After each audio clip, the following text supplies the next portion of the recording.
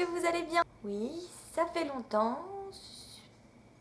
Ça vous étonne plus maintenant, je suis toujours en retard de tout, n'est-ce pas? Et comme je suis bien en retard, encore et toujours, aujourd'hui on va parler de mon bilan de mon année 2015. L'année 2015 a été une grande année pour moi, il s'est passé vraiment beaucoup de choses. Rien que le fait d'avoir ouvert ma chaîne YouTube, c'est déjà une grande émotion. Enfin pour moi, parce que pour vous, je ne suis qu'une nana qui fait des vidéos parmi tant d'autres. Mais pour moi, c'est génial. L'année 2015, j'ai aussi pu aller aux Imaginales et du coup, j'ai pu rencontrer des personnes extraordinaires. Pour ça, je vous renvoie à ma vidéo des Imaginales, mon petit vlog que j'ai fait des Imaginales 2015. Je vous mettrai le lien dans la barre d'infos. Et vous aurez bientôt le vlog de 2016 puisque les Imaginales sont dans... c'est la semaine prochaine en fait. Ah oui, c'est la semaine prochaine. Ah bah ce sera bientôt du coup. Effectivement, Camille t'a dit que c'était la semaine prochaine, donc effectivement c'est bientôt. Durant l'année 2015, j'ai pu lire 88 livres. Au départ, je m'étais fixé 100 livres et bon bah j'ai loupé mon truc quoi. Tant pis, je remets la barre à 100 livres pour l'année 2016.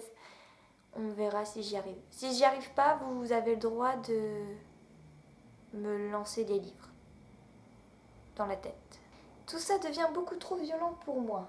Non. Du coup, j'ai décidé de vous parler de 10 livres qui m'ont vraiment marqué, que j'ai beaucoup aimé durant l'année 2015. Déjà, Le Passeur de Lois Lowry chez Medium. C'est l'histoire de Jonas qui vit dans un monde où le chômage, la pauvreté, la guerre, le divorce, toutes ces choses-là n'existent pas. Ils vivent dans un monde où tout est parfaitement synchronisé, tout est parfaitement contrôlé. Et il n'y a qu'une seule personne qui a le savoir, le savoir de la société passée, c'est le dépositaire de la mémoire. Le dépositaire de la mémoire. Désolée, ça fait plus d'un an du coup que j'ai lu, je me souviens plus trop.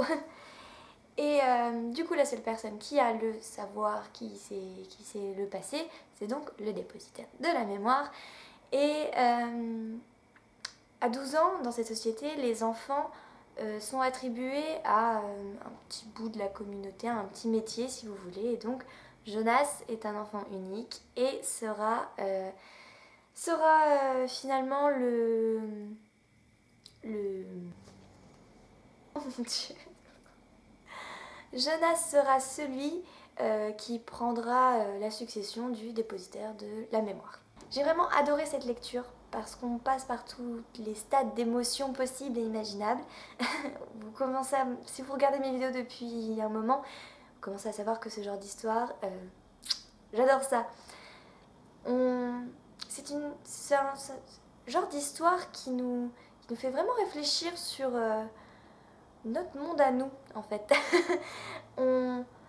Parce que dans cette société-là, finalement, tout va bien. Tout va bien, tout est décidé à l'avance, tout est bien synchronisé, tout est... Mais finalement,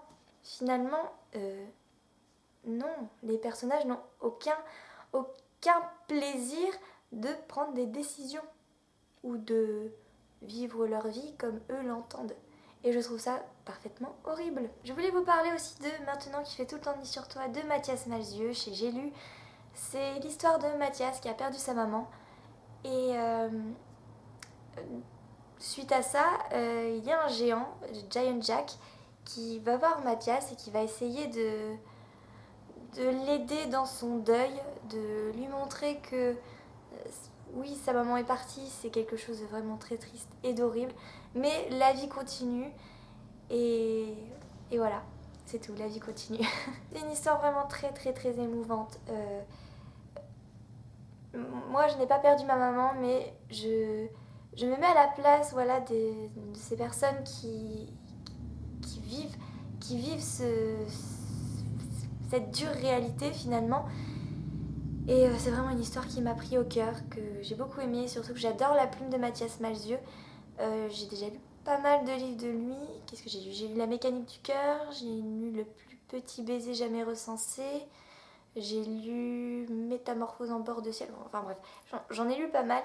Et j'adore le fait qu'ils prennent une réalité, mais qu'avec des objets, des personnages, une, une écriture qui est pleine de métaphores, on arrive à une histoire vraiment fantastique. Il y a aussi 1414 de Céline Edgar et Paul Béorn chez Castlemore. C'est l'histoire de Adrien avec un A et Adrien avec un H. L'un vit en 2014, l'autre vit en 1914. Et ils vont réussir à communiquer par le biais d'une boîte à lettres magique. Histoire vraiment, encore une fois, très émouvante. J'ai pleuré. Voilà. une vraiment très très belle histoire que je vous recommande si déjà vous intéressez à la période voilà, début du XXe siècle. Rien que ça. Parce que même si voilà, il y a l'histoire des deux Adriens, il y a quand même tout un petit côté historique par rapport aux mœurs, par rapport à l'éducation, l'hygiène de vie, et j'ai trouvé ça vraiment très très intéressant. Il y a aussi La Louve de Cornouailles de Bernard Simonnet chez Presse de la Cité. C'est l'histoire de Stérène qui vit avec son père qui est forgeron, et c'est une petite fille qui est assez, je vais dire, sauvageonne. Elle a l'âme un peu guerrière, elle aime bien se bagarrer, et tout ça lui donne un petit air un peu féerique. Et bref, elle va vite se rendre compte qu'il y a un gros secret autour de sa naissance. Elle va vite s'en rendre compte quand il y aura des personnes, des hommes, qui vont essayer de la tuer. Elle va essayer de leur échapper et de savoir d'où elle vient et qui elle est. C'est mon premier coup de cœur de 2015. Ça faisait très très longtemps que j'avais pas lu un roman dans un contexte médiéval. C'est vrai que j'en ai pas lu beaucoup, mais le peu que j'ai lu, j'aime vraiment cet univers, ce contexte. Ouais, moi je pense que je devais être une guerrière dans une autre vie. C'est une histoire que j'ai vraiment beaucoup aimée. Les actions sont vraiment très fluides, il y a peu de place pour... il y a quand même une réflexion, mais il y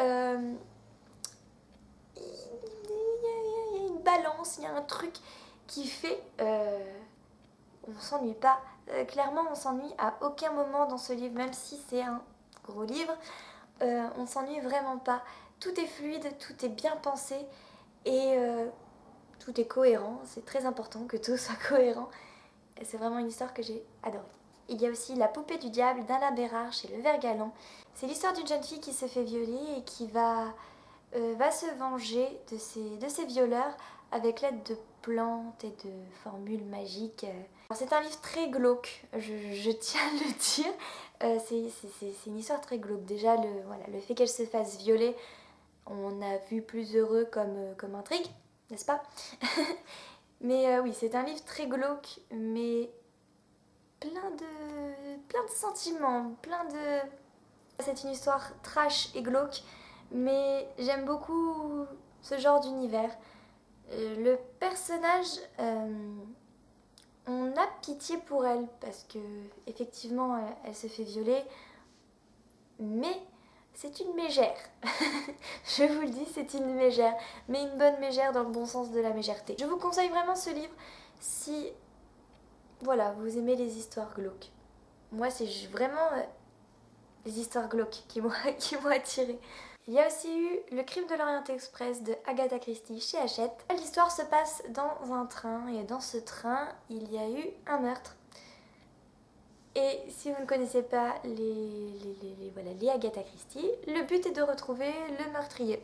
Ce que j'adore avec les Agatha Christie, c'est qu'elle a le pouvoir de vous retourner la tête, de vous mener sur de fausses pistes. Mais vraiment, vous êtes vraiment convaincu d'avoir trouvé la réponse. Vous pensez oui, dès la 3e page, je sais c'est qui, je vais quand même lire pour voir si je me suis pas trompée. Et à mon avis, à part si vous êtes super fort ou devin, je sais pas, impossible de trouver qui est le meurtrier. Impossible. Impossible, impossible, impossible. Vraiment, impossible. Ce que j'aime beaucoup, c'est qu'on suit l'enquête de A à Z, on a tous les détails, on est au même point que l'enquêteur, on n'en sait pas plus, on n'en sait pas moins, on est vraiment à la place de l'enquêteur. Finalement, on joue au Cluedo. Un peu plus compliqué peut-être que le Cluedo, mais c'est vraiment ça. Lire ce genre de livre, c'est comme jouer finalement. Il y a certains livres, on a plus l'impression de regarder un film, mais avec les Agatha Christie, c'est un jeu, vraiment un jeu. Bien sûr, il y a la part d'émotion, de froid dans le dos, pas autant que Stephen King, mais on a quand même un peu froid dans le dos avec les Agatha Christie. Donc voilà. Mais avec Le Crime de l'Orient Express, c'est celui qui m'a le plus retourné, qui m'a retourné au niveau du résultat de l'intrigue, en fait. Parce que c'est vraiment, je m'y attendais mais absolument pas, et j'adore ça. J'ai aussi lu 22-11-63 de Stephen King. C'est vraiment un livre que je l'ai adoré. Il fait vraiment partie des big coups de cœur de l'année 2015. Là, je suis désolée, je suis obligée de vous montrer une photo avec mon téléphone. D'ailleurs, vous avez le reflet de la fenêtre en face dessus. Je vous devais pas voir grand chose, mes pauvres. Oh là là. Bref, je peux pas vous le montrer parce que mon papa est en train de le lire en ce moment. Donc c'est l'histoire de Jack qui est professeur d'anglais et qui a un ami qui tient un restaurant. Et dans ce restaurant-là, il y a un passage temporel. Ce restaurateur découvre qu'il a un cancer, qu'il va mourir, et il demande, comme un service, à Jack d'aller dans les années 60 et d'empêcher l'assassinat de Kennedy, parce qu'il pense que si Kennedy n'était pas décédé, beaucoup de choses ne se seraient pas passées comme elles se sont passées quand il est décédé. J'ai vraiment adoré cette histoire, c'est vraiment un truc de dingue. En plus, je l'avais en version poche. Oui, je l'ai en version poche. Il faisait plus de 1000 et quelques pages. Et je me suis dit, ok, je vais mettre 40 ans à le lire. Et finalement, j'ai peut-être mis une semaine à tout péter à le lire. Et encore, c'est parce que j'avais cours. Il se lit vraiment tout seul. Et il est découpé d'une façon vraiment intéressante. Les 500 premières pages, sans vous spoiler, en fait, du coup, Kennedy est mort le 22 novembre 1963, mais le portail temporel ne peut pas amener directement Jack en 1963. Obligé de l'amener en 1960 si je ne me trompe pas. Et du coup, il doit vivre dans les États-Unis des années 60, du début des années 60. Et du coup, on peut voir toutes les différences forcément entre la société de l'Amérique d'aujourd'hui et l'Amérique d'hier. Et c'est super intéressant, super intéressant. Et la deuxième partie, c'est vraiment concentré sur l'assassinat de Kennedy. Et voilà, c'est une histoire que je vous recommande beaucoup si vous vous intéressez aux États-Unis, si vous vous intéressez à Kennedy. D'ailleurs, ils ont fait une série, je sais plus c'est qui fait cette série, mais bref, ils ont fait une série qui s'appelle 11-22-63. Je vous donne le titre en anglais parce que ça ne sortira pas en français avant un petit moment. Avec James Franco dans le rôle principal, et ils ont vraiment, je trouve que c'est pas mal refait, vraiment pas mal. J'ai aussi pu me replonger avec grand plaisir dans Les désastreuses aventures des orphelins Baudelaire de Lemony Snicket chez Nathan.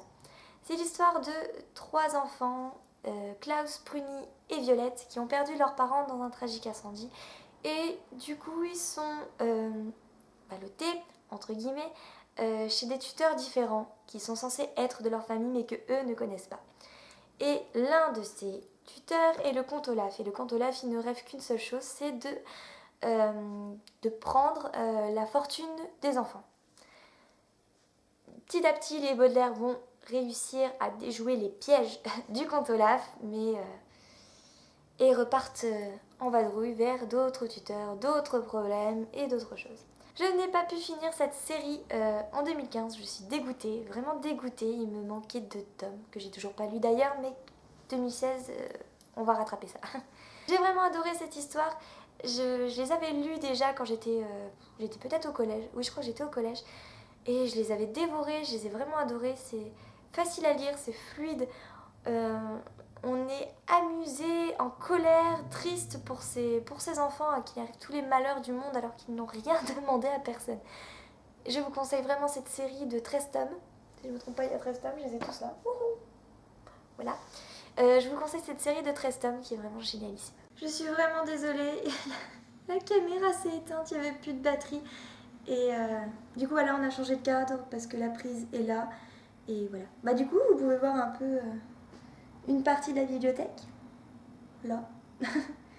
Là, voilà. Et puis là, mais... Pendant l'année 2015, j'ai pu me faire plaisir parce que Victor Dixon a sorti 2 livres. Oui, oui. Il y a le tome 1 de Phobos chez Michel Lafon dans la collection R.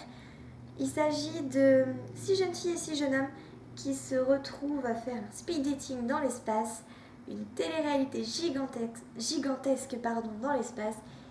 Et malheureusement, le rêve va tourner au cauchemar. Le tome 2 de Animal, la prophétie de la Reine des Neiges, chez Gallimard Jeunesse. On retrouve Blonde et Gaspard qui, suite à une prophétie horrible, je dis bien horrible, ils vont se retrouver séparés et Blonde va tout faire pour retrouver Gaspard. Ce sont 2 tomes que j'ai adorés. Encore une fois, je suis complètement conquise par les histoires, l'écriture de Victor Dixon. Vraiment, il n'y a pas un livre que je n'ai pas aimé. Vraiment 2 livres que je vous conseille vivement de lire parce qu'ils sont géniaux. Je n'ai pas d'autres arguments. Je suis sous le charme. Voilà. Donc voilà les livres que j'ai beaucoup aimés durant l'année 2015. J'aurais pu vous en parler de beaucoup d'autres, mais pauvre de vous, ça aurait fait une vidéo... Comme d'habitude, n'hésitez pas à me laisser un commentaire si vous voulez qu'on parle des livres que je vous ai présentés aujourd'hui dans cette vidéo-là. Si vous les avez aimés, pas aimés, détestés, adorés, je sais pas. Mettez-moi un commentaire, ça me ferait plaisir d'en parler avec vous, de savoir vous ce que vous en avez pensé. Et encore une fois, comme d'habitude, vous pouvez me retrouver sur les réseaux sociaux, Facebook, Twitter, Instagram, Snapchat, mon adresse mail. Je vous mets... Il y a aussi le blog, n'oubliez pas le blog, je vous mets tout ça dans la barre d'infos. N'hésitez pas à me parler, à me contacter, tout. Je vous fais des bisous jusqu'à la prochaine vidéo et à bientôt. Ciao!